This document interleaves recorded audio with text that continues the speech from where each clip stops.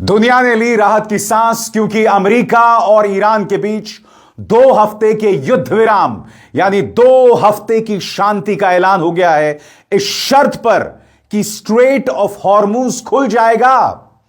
मगर बड़ा सवाल दोस्तों, स्ट्रेट ऑफ हॉर्मुज तो युद्ध से पहले खुला हुआ था। यानी कि एक तरह से कहा जा सकता है दोस्तों, युद्ध विराम का ऐलान तो हो गया है, मगर यह डोनाल्ड ट्रंप और नेतन्याहू की बड़ी हार है। डोनाल्ड ट्रंप का मुंह बुरी तरह से काला हो गया है दोस्तों, और एक तरह से कहा जा सकता है कि डोनाल्ड ट्रंप के जाने की उल्टी गिनती शुरू हो गई है। मगर सबसे पहले मैं आपको बताना चाहता हूं दोस्तों, ईरान में किस तरह से राहत है। इस वक्त लोग सड़कों पर उतरे और जश्न मना रहे हैं, औरतें, बच्चे, बुजुर्ग, क्योंकि यह देश लगातार अपनी सरकार के साथ खड़ा रहा। यहां की जनता लगातार अपनी सरकार के साथ खड़ी रही, और इस युद्ध के दौरान जो चला 35 दिन से भी ज्यादा, कभी भी ईरान ने उन रेड लाइंस को पार नहीं किया। इंसानियत के दायरे में वो लगातार इस्राइल और अमेरिका का जवाब देता रहा। मगर सबसे पहले देखा जाए सड़कों पर किस कदर जश्न था। अल्लाह अकबर।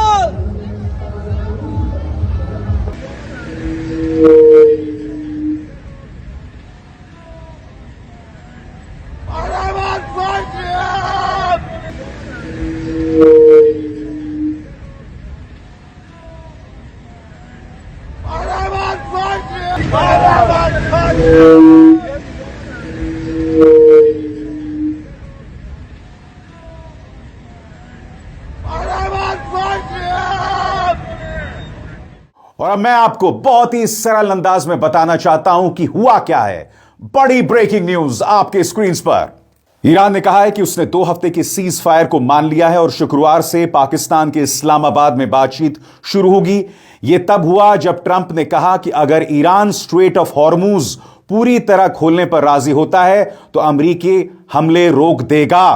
ईरान के विदेश मंत्री ने कहा कि इस अहम समुद्री रास्ते से सुरक्षित आवाजाही 2 हफ्ते तक संभव होगी, जो ईरानी सेना के साथ कोऑर्डिनेशन के जरिए होगी।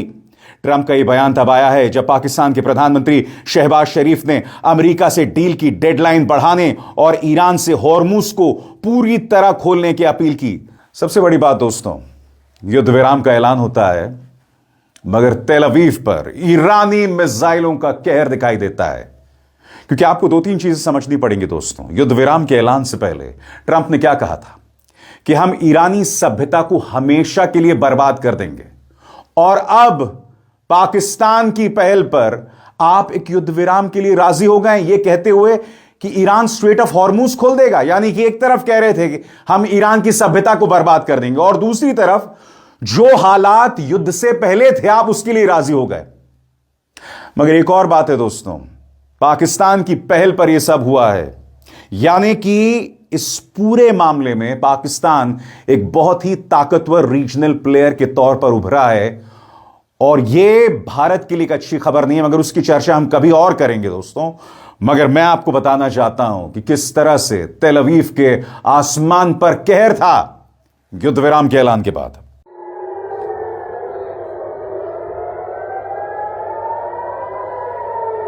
Apa mau tirar apa semana nova? Apa mau tirar no dele? Ini. Apa semana no dele? Eu olho para o Apa tirar no dele? Clica mano. You're watching Al Jazeera. We're bringing you some breaking news that's coming out of the United States. These are lines that are coming from the Reuters news agency. We understand that Donald Trump is quoted as saying that he has agreed to suspend bombing and attack of Iran for a period of 2 weeks. Now, this is following a request that was made by Pakistan's Prime Minister Shehbaz Sharif. और इसका ऐलान, इस युद्ध विराम का ऐलान पाकिस्तानी प्रधानमंत्री शहबाज शरीफ करते हैं। उन्होंने क्या संदेश जारी किया आपकी स्क्रीन पर। पूरी विनम्रता के साथ मैं बताते हुए खुश हूं कि इस्लामिक रिपब्लिक ऑफ ईरान और अमेरिका अपने सहयोगियों के साथ हर जगह, जिसमें लेबनान और अन्य इलाके भी शामिल हैं, तुरंत सीज फायर पर राजी हो गए हैं, जो अभी से लागू है। मैं इस समझदारी भरे कदम का दिल से स्वागत करता हूं और दोनों देशों की लीडरशिप का गहरा आभार व्यक्त करता हूं। साथ ही मैं उनके प्रतिनिधिमंडलों को शुक्रवार 10 अप्रैल 2026 को इस्लामाबाद आने का निमंत्रण देता हूं ताकि सभी विवादों के स्थायी समाधान के लिए आगे बातचीत हो सके। दोनों पक्षों ने काफी समझदारी और संतुलन दिखाया है और शांति व स्थिरता को आगे बढ़ाने के लिए सकारात्मक तरीके से जुड़े रहे हैं। हमें पूरी उम्मीद है कि इस्लामाबाद बातचीत सफल होगी और स्थायी शांति हासिल की जा सकेगी। आने वाले दिनों में और अच्छी खबरें साझा करने की उम्मीद है। सबसे बड़ी बात दोस्तों, इस्राइल को समझ नहीं आ रहा है कि यह हुआ तो हुआ क्या। इस्राइल अब कह रहा है कि इस युद्ध विराम का ऐलान उससे बगैर बातचीत किए हुआ है। इस्राइल ने कहा है कि युद्ध विराम के ऐलान से बस कुछ देर पहले उन्हें बताया गया। आपके स्क्रीन पर इस्राइल को तब तक अपडेट नहीं दिया गया था जब तक सीजफायर साइन होने के करीब नहीं आ गया। वो इस अग्रीमेंट प्रोसेस का हिस्सा ही नहीं था। यह दिखाता है कि इस बात को लेकर गंभीर और कुछ हद तक जायज भरोसे की कमी थी कि इस्राइल शायद इन बातचीत को बिगाड़ने की कोशिश करेगा। यानी कि आपको समझना पड़ेगा दोस्तों, एक तरफ डोनाल्ड ट्रंप अमेरिका के अंदर, इसे उनकी बड़ी हार के तौर पर देखा जा रहा है। लोग कह रहे हैं अरे भाई, अगर तुम इस बात को लेकर राजी हो गए हो कि स्ट्रेट ऑफ हॉर्मुज पर जहाजों की आवाजाही शुरू हो जाएगी, तो ये हालात तो जंग से पहले थे ना। तुमने बेवजह अमेरिका को बदनाम किया। सबसे बड़ी बात दोस्तों, लोग सड़कों पर उतर आए हैं और डोनाल्ड ट्रंप के वॉर क्राइम्स के खिलाफ, युद्ध अपराधों के खिलाफ प्रदर्शन कर रहे हैं। देखिए व्हाइट हाउस के सामने किस तरह का प्रदर्शन हो रहा है। And how we could actually defeat it. Military leaders, they are having a ultimate responsibility. और फिर प्रोटेस्टर्स ने कहा कि हम ट्रंप के इन वॉर क्राइम्स के खिलाफ हैं। सुनिए व्हाइट हाउस के सामने जो प्रदर्शन हुआ, प्रदर्शनकारी क्या कह रहे हैं। Refuse fascism. We are out here tonight because we cannot stand what's going on. We cannot wait till the elections. The elections are not going to save us. What's happening in this country needs to stop now. The cruelty, what's happening not only in this country but by this country around the world, the war crimes that this president has done from that White House. This man's got to go. The whole regime has to go. And until he's gone, we need to fill these streets every day and demand for him to go now. Every day that we wait, we sit here and talk about the elections. Every day more people are dying. Every day more people are suffering around the world because of him. He's got to go now. And the people need to do something. Not Congress, but the people of this country need to do something now. बहरहाल Iran के विदेश मंत्री Abbas Araghchi ने पाकिस्तान का शुक्रिया अदा किया है। उनका बयान आपके स्क्रीन पर। इस्लामिक रिपब्लिक ऑफ ईरान की तरफ से मैं अपने प्रिय भाइयों पाकिस्तान के प्रधानमंत्री शहबाज शरीफ और फील्ड मार्शल मुनीर का धन्यवाद और सराहना करता हूं, जिन्होंने क्षेत्र में युद्ध खत्म करने के लिए लगातार कोशिशें की। प्रधानमंत्री शरीफ के ट्वीट में किए गए भाईचारे वाले अनुरोध के जवाब में और अमेरिका की तरफ से उसके 15 पॉइंट प्रस्ताव के आधार पर बातचीत की मांग को ध्यान में रखते हुए, साथ ही अमेरिकी राष्ट्रपति द्वारा ईरान के 10 पॉइंट प्रस्ताव के सामान्य ढांचे को बातचीत के आधार के रूप में स्वीकार करने की घोषणा के बाद, मैं ईरान की सुप्रीम नेशनल काउंसिल की ओर से यह घोषणा करता हूं कि अगर ईरान के खिलाफ हमले रोक दिए जाते हैं तो हमारी शक्तिशाली सशस्त्र सेनाएं अपनी रचनात्मक कार्रवाई बंद कर देंगी। 2 हफ्तों की अवधि के लिए स्ट्रेट ऑफ हॉर्मुज से सुरक्षित आवाजाही ईरान की सशस्त्र सेनाओं के लिए तालमेल करके और तकनीकी सीमाओं को ध्यान में रखते हुए संभव होंगी। बड़ी बात दोस्तों, डोनाल्ड ट्रंप ईरान के 10 पॉइंट्स को मान गए हैं, यानी कि अब हम इस पर बातचीत करेंगे। और डोनाल्ड ट्रंप ने क्या बयान दिया है ईरान के 10 पॉइंट्स पर? यह है डोनाल्ड ट्रंप का बयान दोस्तों। और इसमें वो कह रहे हैं कि ईरान के जो 10 पॉइंट्स हैं, इसे बुनियाद मान के हम ये बातचीत करने वाले हैं। दोस्तों, मैं बार बार कह रहा हूं यह ईरान की बहुत बड़ी जीत है और आपको इस बात का आभास तब होगा जब मैं आपके सामने एक बार फिर रखूंगा कि वो 10 पॉइंट्स क्या हैं। एक एक करके ये 10 पॉइंट्स आपकी स्क्रीन पर आ रहे हैं। पहला पॉइंट, ईरान को भरोसा दिया जाए कि उस पर दोबारा हमला नहीं होगा। दूसरा पॉइंट, सिर्फ सीज फायर नहीं बल्कि युद्ध का स्थायी अंत होगा। तीसरा पॉइंट, लेबनान में इस्राएली हमले बंद किए जाएं। चौथा पॉइंट, अमेरिका के सभी सैंक्शंस ईरान पर से हटाए जाएं। पांचवा, ईरान के सहयोगियों के खिलाफ चल रही सारी क्षेत्रीय लड़ाई खत्म की जाए। छठा, इसके बदले में ईरान स्ट्रेट ऑफ हॉर्मूज खोल देगा। सातवां, ईरान हर जहाज से $2 मिलियन की फीस लेगा। आठवां, यह फीस ओमान के साथ शेयर की जाएगी। नौवां, हॉर्मूज से सुरक्षित गुजरने के लिए ईरान नियम तय करेगा। 10वां, इस फीस का इस्तेमाल मुआवजे के बजाय पुनर्निर्माण रिकंस्ट्रक्शन में किया जाएगा। $2 मिलियन। और क्यों? क्योंकि अमेरिका और इस्राएल ने ईरान के ब्रिजेस पर हमला किया। करज पर जो ब्रिज पर हमला किया गया था, यह नजारा दुनिया ने देखा। स्कूल्स पर तबाही मचाई गई। ईरान के शरीफ यूनिवर्सिटी पर हमला किया गया, जो कि दुनिया के टॉप 100 ग्लोबल कॉलेजेस में से एक है। जाहिर सी बात है, ईरान इस सब का मुआवजा लेना चाहता है और ट्रंप इसके लिए राजी हो गए कि हम इस 10 बिंदुओं पर काम करने को तैयार हैं। बहरहाल, डोनाल्ड ट्रंप का क्या बयान है आपकी स्क्रीन पर। डोनाल्ड ट्रंप ने कहा है कि पाकिस्तान की लीडरशिप से बातचीत के बाद अमेरिका और ईरान के बीच सीज फायर हो सकता है अगर ईरान स्ट्रेट ऑफ हॉर्मूज से जहाजों की आवाजाही की इजाजत दे देता है। उन्होंने कहा, मैं 2 हफ्तों के लिए ईरान पर बमबारी और हमले रोकने के लिए तैयार हूं। यह एक दोनों तरफ से होने वाला सीज फायर होगा। ट्रंप ने आगे कहा कि 2 हफ्ते के सीज फायर के लिए तभी मानेंगे जब Islamic Republic of Iran straight of Hormuz को पूरी तरह, तुरंत और सुरक्षित तरीके से खोलने पर सहमत हो जाए। और ट्रंप के विरोधी कह रहे हैं कि यह अमेरिका की हार है। डेमोक्रेट्स कह रहे हैं कि यह बहुत बड़ा सरेंडर है। देखिए CNN में डेमोक्रेट नेता क्रिस मर्फी क्या कह रहे हैं। I mean, listen, who knows what's going on? Donald Trump lies every single day. Clearly, he's not telling the truth. But if you accept even part of the Iranian statement, Donald Trump has agreed to give Iran control of the Strait of Hormuz. That is extraordinary. अब सबकी निगाह है शुक्रवार यानी Friday को, जब पाकिस्तान में दोनों पक्षों के बीच बातचीत होगी। यानी कि ईरान की तरफ से अब्बास अराक्ची होंगे और अमेरिका की तरफ से हमें देखना होगा कौन होगा, क्योंकि इससे पहले स्टीव विटकॉफ और जेरेड कुशनर रहे हैं। मगर मुझे ऐसा लग रहा है कि अमेरिका की तरफ से बातचीत का जो दायरा है उसे थोड़ा स्टेप अप किया जाएगा, यानी कि और वरिष्ठ अधिकारी वहां पर मौजूद होगा।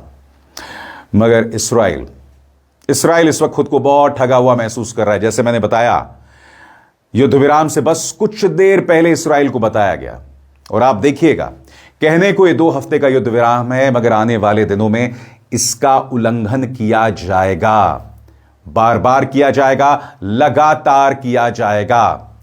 बहरहाल, अब मैं आपको बताना चाहता हूं कि अल जजीरा में इसको लेकर किस तरह की चर्चा है। मैं चाहूंगा आप अल जजीरा की ये 2 मिनट की रिपोर्ट देखें, उनके पत्रकार क्या कह रहे हैं उस पर गौर फरमाएं। मगर इससे पहले मैं आपको बता दूं यहां क्या क्या बात की जा रही है।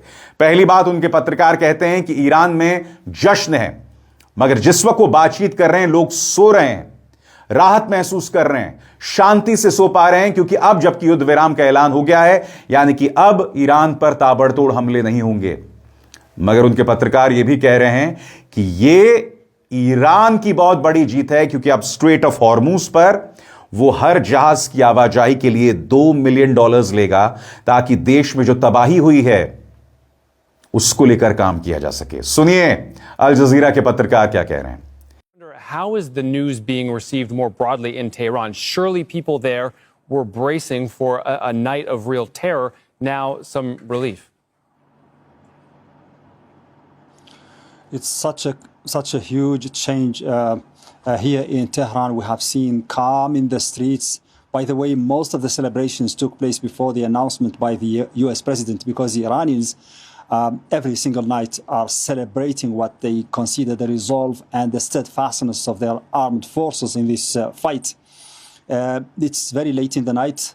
We don't see much movement in the streets, but we understand that people are happy about this, because they have been, as you said, bracing for a very different scenario during the late hours of this night. So the Iranians basically are happy, and they are talking about victory. They think that Iran has come out victorious in this war that has costed a lot of loss in lives, in leadership, and also in material damage. But they have been patient, and now they are reaping the rewards of that patience. They think that everything now is in favor of what Iran has been looking for, and that its objectives are going to be achieved by the end of these negotiations. They think that there will be a leverage for Iran and a kind of control over the Strait of Hormuz in the future, that Iran will be able to levy some kind of fees on ships passing through the strait so that it compensates itself and pays for the reconstruction and the damage that has been visited or inflicted on the country. And also they are expecting for the sanctions to be lifted. So lots of benefits that the Iranians have not even been dreaming of before this war. Remember that the economy is at its lowest, real economic crisis, inflation at its highest, and this was before the war started. Now new prospects, positive prospects are there for Iranians. दोस्तों, मैं आपको America के treasury secretary का एक बयान सुनाना चाहता हूं। आप जानते हैं ट्रेजरी सेक्रेटरी यहां क्या कह रहे हैं, और ध्यान से सुनिएगा। वो कह रहे हैं कि हमने जानबूझकर ईरान के अंदर डॉलर की कमी करवाई, डॉलर की शॉर्टेज करवाई, ताकि वहां पर एक आर्थिक संकट शुरू हो सके। इसके मायनों को समझिए दोस्तों, क्योंकि इसी मंच पर हमने आपको कई बार बताया किस तरह से ईरान की सड़कों पर संघर्ष हुआ, ईरानी शासन ने गोलीबारी की, हजारों लोग मारे गए, सैकड़ों लोग मारे गए। मगर अब खुद अमेरिका कह रहा है कि ईरान के अंदर जो आर्थिक संकट था वो हमने करवाया। इसके मायनों को आप समझते हैं? यानी कि जिस ईरानी जनता को तुम बचाने चले थे, वो ईरानी जनता जो ईरानी शासन के खिलाफ प्रदर्शन कर रही थी आर्थिक संकट को लेकर, आर्थिक बदहाली को लेकर, वो आर्थिक बदहाली भी अमेरिका ने करवाया। सुनिए उनके ट्रेजरी सेक्रेटरी क्या कह रहे हैं, और यह निहायत ही शर्मनाक है। Treasury, and what we have done is created a dollar shortage in the country. At a speech at the Economic Club of New York in March, I outlined the strategy. It came to a swift and I would say grand culmination in December when one of the largest banks in Iran went under. There was a run on the bank. The central bank had to print money. The Iranian currency went. मैंने कहा ना दोस्तों, इस युद्ध विराम के बाद यह ट्रंप का मुंह काला हुआ है। इस युद्ध विराम ने साबित कर दिया है कि ट्रंप एक जेनोसाइडल फोर्स हैं।